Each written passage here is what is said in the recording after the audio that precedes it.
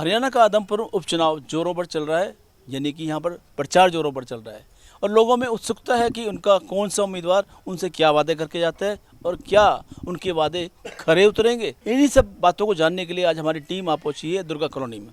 Durga colony में ये देखिए काफ़ी सारे लोग हैं, इनसे धीरे धीरे बारी बारी से करते हैं बातचीत। दुर्गा कॉलोनी में वैसे तो काम तो सारे बाकी हैं जी, पर जब भव्य भवन बिश्नोई जीतेगा तभी सारे काम होंगे। उनके बगैर यहाँ पे कोई किसी, चाहे जेपी हो चाहे हुड्डा हो, कोई भी हो, यहाँ पे कोई काम नहीं करवाता। 10 साल पहले हुड्डा भी सीएम रहा है, उन्होंने यहाँ पर ईंट तक नहीं लगाई आज तक।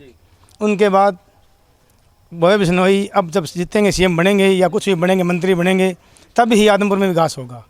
इनके अलावा आदमपुर में विकास कोई नहीं कर सकता। खास काम तो ये जी, पानी है, सीवर है, सड़कें हैं, सार्वजनिक जो काम है ना, सबसे पहले ये होने चाहिए जी। उसके बाद में पर्सनल काम तो होते रहेंगे जी। पर्सनल काम तो जब इनके पास पावर आएगी तो ये अपने आप ही कर देंगे, किसी को कहने की जरूरत नहीं है। नहीं होगा, कारण ये फिर खुलवाएंगे फाटक दोबारा। चुनाव में यही अभय जीतेगा, ना ये अपने भव्य बिश्नोई ये जीतेगा। तो आज हमारे यहाँ काम भी नहीं हुआ 20 सालों में, यही काम करेंगे, ये कर रहे हैं, काम होने लग रहे हैं। जो हम चाहते हैं वो काम हो गए इलाके के। ये विश्वास है लोगों का कि जिसको हम जिताएंगे और सरकार में जाएंगे तो काम होंगे, और ये मेरे ख्याल से ठीक भी है। कुछ लोगों और बात करते हैं। हवा एक तरफा बह रही है जी भव्य बिश्नोई के पक्ष में।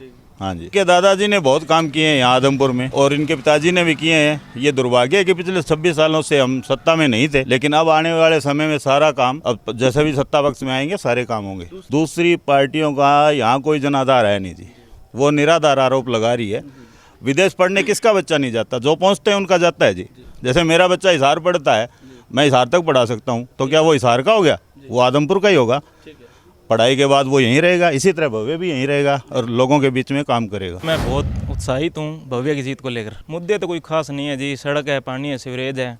इतने साल हम सत्ता में रहे नहीं, अब सत्ता में हैं तो ये मौका बिल्कुल भव्य को देना चाहिए, पूरे आदमपुर को। देखो जी, नई सुविधा आप आदमपुर में देखो, कॉलेज, पॉलिटेक्निक, ITI जो 40 साल पहले कहीं पे नहीं थी, वो 40 साल पहले चौधरी साहब ने यहाँ पे बनवा दी थी। सारी उम्मीदें हैं, तभी सारा माहौल एक तरफ है भव्य की ओर। बिना उम्मीद के कोई वो नहीं है जी। एक तरफा माहौल है जी। भव्य बिश्नोई जीतेगा अच्छे मार्जिन से कम 30,000 प्लस का मार्जिन मानो। जो भी जैसे युवा वर्ग के लिए खेल के ग्राउंड है और जो भी सिस्टम बैठेगा उस हिसाब से नए मुद्दे हैं वो बिल्कुल रखेंगे जी। ऐसा है, हमारी लाइन पार की जो पानी की गलियां हैं, बरसाती पानी की लाइन पार में, जैसे अपने आदमपुर में सिविल अस्पताल में कोई एक्सरे के लिए डॉक्टर नहीं है, लाइन पार अलग से कोई पुलिस चौकी होनी चाहिए और कोई बैंक की सुविधा होनी चाहिए। सबसे मेन समस्या फाटक की है। पब्लिक को फाटक तो खुल चुका है, अभी तक तो खुल चुका है, 2 साल बाद में आगे देखो क्या हो क्या नहीं। आने जाने वाले को बच्चों के स्कूल से कोई बैंक में, शहर सारा इस साइड है, लाइन पार वालों को बहुत ज़्यादा दिक्कत है। लाइन पार में उधर बैंक की सुविधा, यानी एक बार फिर से मांग उठाएंगे आप। हाँ जी। तो ये थी दुर्गा कॉलोनी की जनता जिन्होंने अपने विचार व्यक्त किए। उम्मीद ये कर रहे हैं कि आने वाले 6 नवंबर को जब चुनाव परिणाम घोषित होंगे तो भव्य बिश्नोई ही विजेता यहाँ पर होंगे और उनसे वो अपने पसंद के काम करवाने के लिए बहुत आशान्वित हैं। वो चाहते हैं कि जो सरकार में आएंगे तो वो काम अवश्य करेंगे।